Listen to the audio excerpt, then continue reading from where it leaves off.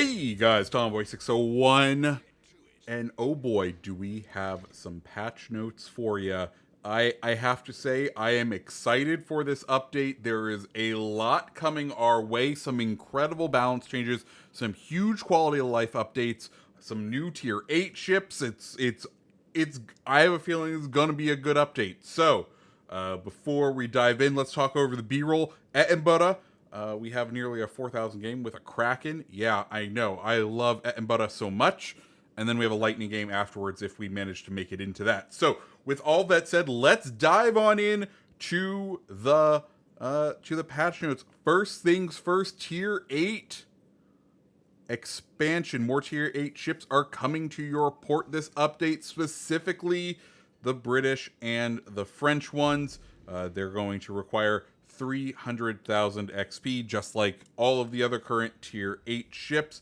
What can you expect? Well, on the British side, you can expect the destroyer Jutland, the cruiser Neptune, and the battleship Tema Marie. Then the French, you can expect Mogdor, St. Louis, and Alsace. My one disappointment is Neptune's very much going to be like her PC counterpart. She's not going to have the unique, very strong bow that Edinburgh enjoys. So it's going to be a squishy ship, much like Minotaur. Edinburgh will remain the star of the line, but I am excited for these ships.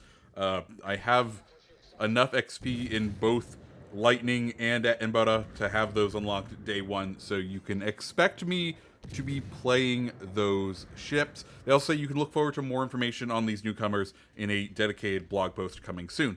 Cool. Next up, the Brewing Storm campaign. Loosely reminiscent of Shimikaze, Japanese destroyer Hayate brings a large HP pool, brutal torpedoes, as well as quite a few gunboat characteristics to tier 8. She's quite a fire starter owing to her quick reload and solid chances of ignition upon impact, and her firing angles allow for great kiting if you already unleashed your devastating torpedo load. With the traditional framework of 100 milestones in 5 weeks and the catch-up mechanics in place, let's take a look at what you can unlock. If you decide you don't want to pay for the Admiralty backing, what you can expect is 50 common boosters, 8 shadow camouflages, 8 Imperial Japanese camouflages, 350,000 research points, 175,000 commander XP, 550,000 credits, 7,500 global XP, 15 promotion orders, 1 insignia, 1 commendation, 7 days of premium account time, 2 fall big crates, 1 Black Friday, 21 crate, 1 Japanese commander crate, 1 patch background, and 1 patch symbol, which is super exciting because there's a Black Friday crate. We'll get to that because they're doing interesting things with a Black Friday this year. If you do decide to purchase the Admiralty backing, what you will acquire in addition to all of that is 50 rare boosters, 22 shadow camouflages, 22 Imperial Japanese Navy camouflages, 1.4 million research points, 275,000 commander XP, 2.4 million credits, 337,500 global XP, 30 promotion orders, 3 insignia, 3 commendations, 750 balloons, 8 fall big crates, 2 Black Friday crates, 1 commemorative flag, and 1 Japanese premium destroyer, the Hayate. Next up, let's talk Black Friday, because guys, they're doing it a bit different this year, and I am here for it. Because we're getting actual variants with these Black Friday ships, or at least some of them. So, here we go. First up, there will be the Tier 3 battleship Dante Alighieri, complete with an alternate SAP shell module available for free. That's right, we're getting a free Tier 3 with SAP for main turrets. Let's see how this goes. We may be getting SAP to the main guns then for our battleships in this game. If you know, on PC, that is the distinction of the Italian battleship line. They have SAP primary shells, and who knows? Maybe this is them testing it for us. Next up, in the Black Friday fleet, Japanese Tier 8 cruiser Ibuki, but this time with improved accuracy. That's right, they're doing little bit of changes here and there on some of these Black Friday ships, so that will be interesting. Next up, Italian Tier 5 premium cruiser Duca d'Aosta, German Tier 6 premium destroyer Z39. Neither of those have changes. Then a German Tier 7 premium version of the Bismarck with upgraded or upgraded secondary battery range at the expense of main battery range, putting her back on top as far as range for your secondary batteries at tier 7. She'll be beating out the Brandenburg once again. She'll be the king of German secondaries once again. So if that sounds interesting to you, stay tuned for the blog post. Next up, we have pirates. I know, I thought National Talk Like a Pirate Day already happened, but apparently we're celebrating it a different way. There will be 2 unique commanders, and it looks like 2 premiums for sale, along with it, a destroyer and a battleship, 1 British, 1 French. And, well, there will be more information coming out soon, but if the teaser image is anything to go by, I'm quite pumped for this. I like the old looking, the ships that look like they're old. I'm down for it. So we have a premium event with new commanders, and always new commanders coming in is nice. We get those new the new skills that kind of can shake up the meta. Hopefully there's some good skills in there. Next up, ranked duels on back, 1v1 rank. 1v1 me at Dust, bro. Like, oh, yes. Here we go, 1v run. The first season, or 1v1 ranked is back. First season will be coming back November 10th. No details as of yet on what tiers will be taking place, but I, for one, am super excited. I loved the 1v1 ranked format the last time, just because you didn't have to rely on teammates. It was all on you. It was great. Next up, something that I am looking forward to because of my love of British destroyers. Daring is coming to the Bureau. The largest class of British destroyers arrives at Legendary tier. Daring's HE shells are particularly incendiary, and her torpedoes can be launched individually. Her sonar can be a lifesaver, and smoke generator will facilitate effective in and out tactics and provide much needed emergency concealment. Be wary of her size, however, and be on the watch for enemy aircraft. The project requires you to possess the tech tree destroyers Jervis and Lightning to complete certain segments. Good, I'm glad they are bringing that back, and it will be available. You'll be able to boost it with either research points or doubloons. The project will not be available over on mobile. Next up, we get into the balance changes, and some of these are interesting, some of them are needed, and some of them we'll get into it. So first off, they're changing the name of secondaries. Going forward, they're going to be calling them ATBAs, or anti-torpedo boat armament, in more places, so we need to get used to it. I'll be honest, the Bismarck, they talked about that, and I had to post in the CC Discord, like, hello, I'm an idiot, and fully didn't read the patch notes. What does ATBA stand for? Well, it turns out it stands for anti-torpedo boat armament. So I guess secondary guns, too long, so ATBAs is the new concise version of that. So first off, we have a couple of changes to tier 8s. So Ibuki was somewhat lacking direct damage, so they're boosting it. Main battery reload time is decreased from 13.7 to 13 for stock version. Main battery 180 time is decreased from 30 to 25.7 seconds. Torpedo launcher reload time decreased from 101 to 95 seconds for the stock version, and 112 to 105 seconds for the upgraded version. Next up, Japanese tier 8 destroyer Yugumo. Yugumo is simply not far enough from Kagero, hence some basic damage improvement. Torpedo launcher reload time being upgraded from 100 seconds down to 93 seconds. HP stock for the upgrade hull going from 15,200 to 15,700. Next up, the German tier 8 cruiser Rune, receiving a main battery 180 turn time decrease from 30 seconds to 20 seconds. So that will be incredibly nice. Next up, Soviet tier 8 destroyer Delny. Delny went above and beyond what we expected her to do.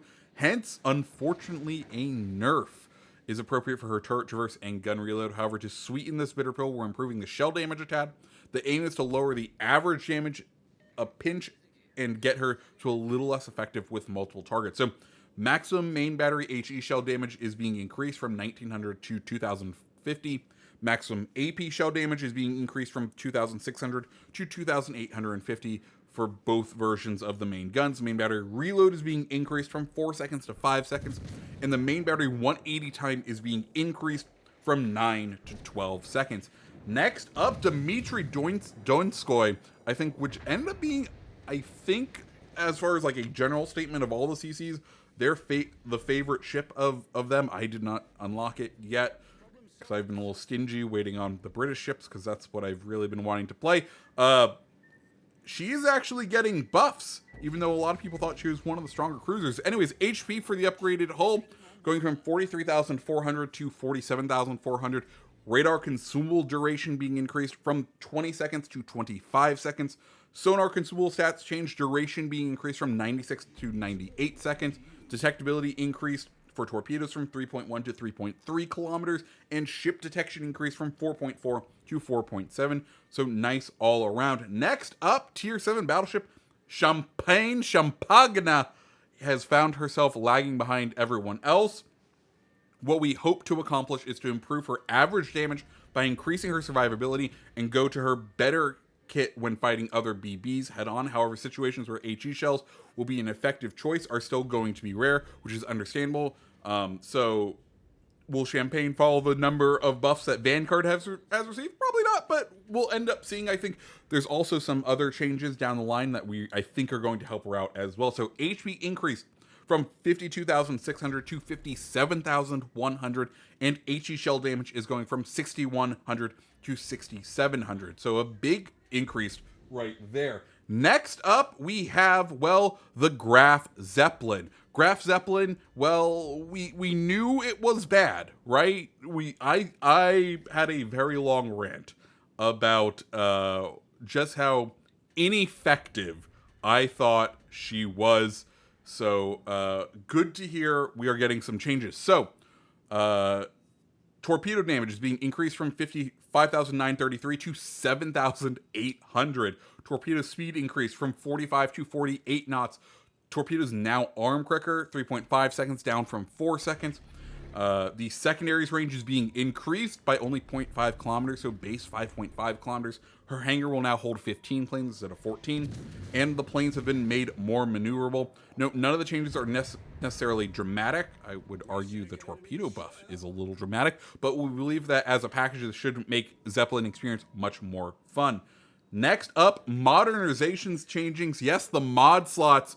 We are receiving some massive